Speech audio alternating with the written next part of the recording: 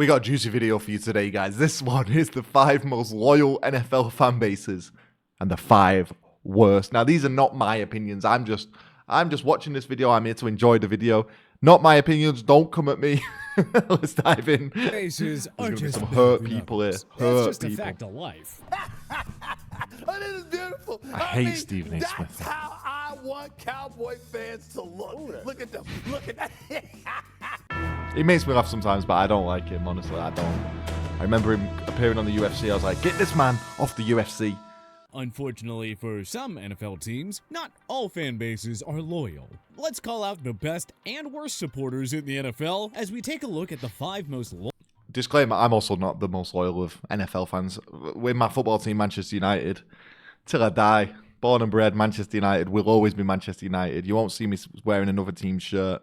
I'm Man United. Loyal fan bases and NFL, the 5 I'm least loyal. open to wearing other Most shirts. loyal Green Bay Packers. Okay. There's zero questioning Tom that Grossi the will be Cheeseheads happy. have earned their place on this list. Among all NFL, NBA, MLB, and NHL teams in the U.S., the Packers are the only community-owned franchise. The city of Green Bay itself is home to just over 100,000 folks, but this small market team is one of the world's most historic franchises, and it starts with the longtime loyalty of the Cheeseheads. Lambeau Field has sold out every home game since 1960, so That is wild. That is a great stat. I like that one. It's also cool that they're the only community-owned football team. I mean, I chose Kansas City Chiefs very early on, just basically off Mahomes, just watching Patrick Mahomes play as a team to support. If I would have learned more about the history, Green Bay Packers would have been one of the teams that I have kind of took a shine into, because it is cool that it's like a small place, it's a community feel to it, and the fans are that loyal. if that's not loyalty The oldest to you team, I think, folks, as well, I aren't don't know what is. Yes, the Packers have been a perennial winner in the Super Bowl era. Having Bart Starr, Brett Favre, and Aaron Rodgers really helps. So they're obviously going to attract a large portion of bandwagon fans outside of Wisconsin. But in the Green Bay area itself, the Packers have nothing but devoted Yo, that and hat's loyal sick. fans. Even when they had a few bad years here and there, Lambeau Field was always bumping as if it were a playoff game. Football isn't just a sport in Green Bay, it is practically a lifestyle. Honestly, there is nothing like a game day in Titletown, and it's mostly thanks to the boisterous and tremendous passion of the Go Packers hard with the faithful. outfits. Worst, Los Angeles Chargers. Yes, I'm here for this one. The worst logo in all of sports, not even just the NFL, in all of sports, every sport in the world. That is the worst logo right there. That bloody paint-made yellow and blue thing on my screen. It is So I'm still happy sad about to this. remember how Dean Spanos showed total disregard to the longtime football fans of San Diego. Moving the team to the glamorous Los Angeles market seemed like a good idea on paper, but it has done next to nothing in terms of growing the Charger fan base. For one, Los Angeles isn't exactly the biggest football city. Secondly, the Los Angeles Rams clearly have the greater following among the city's 2 teams. And for very obvious reasons. The team actually played in LA from 1946 to 94, so there were already Rams roots in the City of Angels. Secondly, the Rams have been a perennial contender since moving to LA. They won Super Bowl 56 inside their home venue of SoFi Stadium. So SoFi. bandwagon football fans in Los Angeles would be way more inclined to cheer for the Rams over the Bolts. And since the team's moved to LA, you've probably noticed the ridiculous amount of visiting fans packing up the Chargers' home venues. It is basically an extra home game for any team that has an away contest against the Bolts on their schedule. And it's not like they don't have stars to attract an audience. Justin Herbert, Joey Bosa, Mike Williams, Keenan Allen, Khalil Mack, Derwin James? How can you not get interested in a star-studded team like that?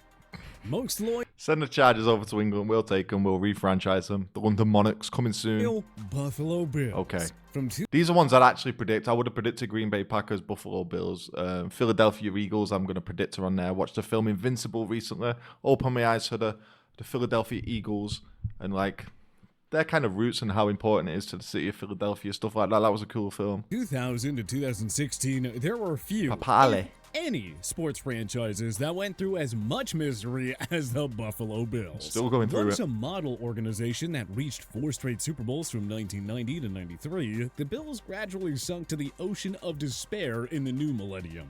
They didn't make the playoffs even once from 2000 to 2016 before finally ending the drought in 2017. After winning a playoff game in 1995, Bills Mafia wouldn't get to celebrate another postseason W for 25 years, when Josh Allen finally broke through by leading them to What in the the AFC COVID's going on Championship here? game in 2020. But you know what? Through the good and the bad, Bills Mafia continued to stand by their team. Highmark Stadium was always rocking. Whether it was Week 1 or a meaningless Week 17 game, the Buffalo faithful never stopped showing up Love to it. support their team. Love that. Worst, Tampa Bay Buccaneers. Okay. The longtime loyal Buccaneers fans will understandably be discontent with the team's placing on this list, but proof is in the pudding. This fan base, at least in the actual Tampa Bay market, simply isn't loyal unless they're winning. Before Tom Brady arrived and changed everything in 2020, the Bucs were constantly near the very bottom in NFL attendance, at least according to ESPN's figures. For instance, they averaged just 51,898 fans per game in 2019, the third fewest in the NFL, which marked the last I find it actually surprising that any team doesn't sell out every game in the NFL just because there's such a small amount of games. Like, what is it like 18 games in the regular season, something like that, and then only half of them are at home, maybe even less than half because you play some games in like Europe now and stuff. So you get like 7 or 8 home games a year. You gotta be selling out those games, man. I mean, come on, you gotta be selling out every one of those games if you've only got 7 or 8 games a year at home. season of the Jameis Winston era. But once Brady arrived, well, sure enough, season ticket sales went through the roof. And when he unretired in 2022, well, yeah, it was more the same. Sorry, but that just isn't what a passionate and loyal football fan base is all Tampa Bay about. Buccaneers, you're being That's called called out. supporting your local team only when they're winning. They're losers. Where you been? The isotopes are on fire. Topes rule! Well, I've here's been a watching diehard fan. Simpsons for Most ages. loyal, Denver Broncos. Okay, the Broncos isn't one I was familiar with being that loyal, but let's Could see. just leave you with this one stat and call it a day, but we'll take a further dive anyway. So here's that stat. The Broncos have sold out every home game since 1970. This team was a That's the model way to do it. organization under Pat Bowlen, winning 3 Super Bowl championships between the 1997 to 2015 seasons. The organization We did a video recently of the most famous fans from each. Or it wasn't the most famous fans, it was the biggest fans. So one who I've recently found out, Lewis Hamilton supports the Denver Broncos. And I saw it recently because he's moved to Ferrari and they put some pictures on and he's wearing a Denver Broncos jersey. I know he's not like the biggest fan because he's English, right? Like we can't compete with you guys in terms of being a fan of those teams. But he's definitely one of the most famous fans. And that's cool because I'm a big Lewis Hamilton fan. You know? organization endured a roller coaster of a ride through the 2000s, and after Peyton Manning's 2016 retirement, the Broncos sank to the bottom of the AFC standings. But competitive or not, Denver fans have continuously packed Mile High. They went above and beyond in cheering on this team, even in the days where Jay Cutler, Kyle Orton, Tim Tebow, Trevor Siemian. Sorry, what's going on here? Denver fans have continuously packed Mile High. They went above and beyond in cheering on this team, even in the days where Jay Cutler. My man's smoking a cigarette on the field. Kyle What the Orton, hell? Tim Tebow, Trevor Siemian, Brock Osweiler, and Drew Lock were their quarterbacks.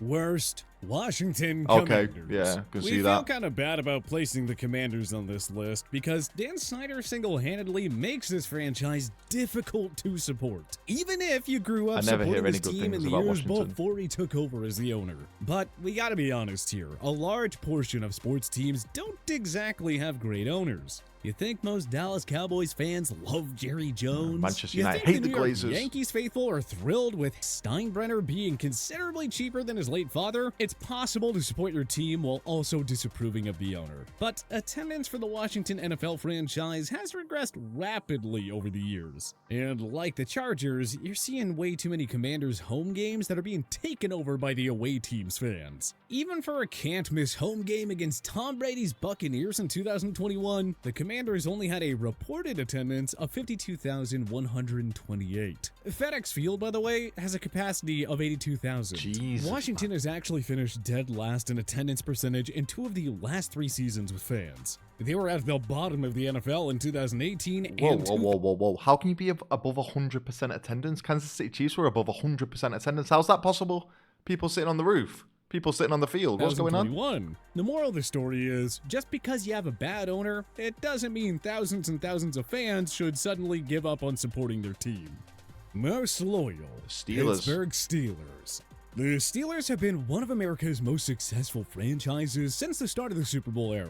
Like Green Bay, the city of Pittsburgh itself is really a small market compared to giants like New York, Boston, Chicago, Houston, and Los Angeles. But just watch a few minutes of a Steelers home game, be it in person or on TV, and the crowd noise alone would make you think that this city has more than 300,000 people. City of The Bridges Steelers there. fan base is so massive that they even have their own Wikipedia page. If you watch just about any Pittsburgh away game, you'll notice a large number of terrible towels. I mean, who can forget the time where Steelers Nation invaded Jerry's World back in 2012? There are few sporting atmospheres louder and more raucous than a Steelers home game. Steel City loves its NFL team, through the good and the bad. The jerseys are Fortunately for pretty the cool. Steelers faithful, it's been mostly good years over the last half-century. Worst, Dallas Cowboys. Okay. Now, I wasn't expecting the Dallas Cowboys to be on this list, but I'm going to guess the reason why is that there's a lot of people not from Dallas supporting the Cowboys. Maybe some people kind of fluctuate to the Dallas Cowboys. I'm not sure. Let's find We out. mean no disrespect to the diehard Dallas Cowboys fans Gonna be who stuck by outsiders. their team even in the maddeningly frustrating 21st century. But let's not overlook the not so loyal and annoying parts of the fan base either. What's the term again? Oh yeah, it's the bandwagon fans. Everyone recognizes the Cowboys logo, and we all know about the many celebrities that were or still are associated with this team. It's just so irritating hearing Cowboys fans say, "This is our year," every single year. Those are the types of people that have to Google who the likes of Russell Maryland, Larry Brown, Tony Dorsett, and Drew Pearson are. And See, I feel kind of called out here because I don't know who all those people are, but come on, I'm learning. also, don't you find it kind of silly how often AT&T Stadium is invaded by the away team's fans? I mean, the San Francisco 49ers faithful took over the venue for their 2021 wildcard game against the Cowboys. And why does it seem like there are more Packers fans than Boys fans whenever these teams meet? That's horrible. Aren't the Cowboys supposed to have the best fan base? Yeah, well, I guess not.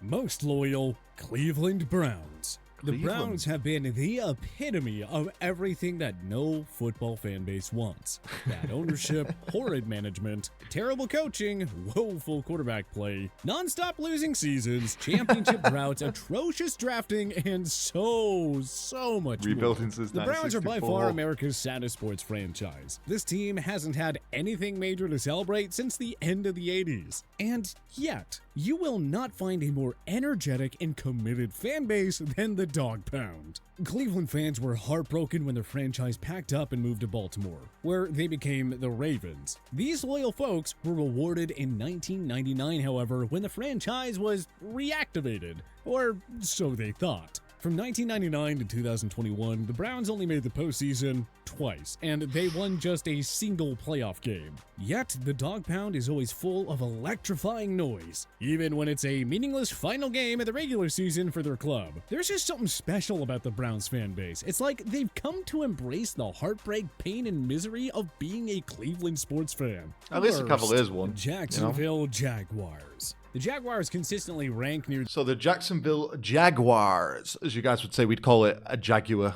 Jacksonville Jaguars. These are the ones who have always been most hinted at becoming a London team, right?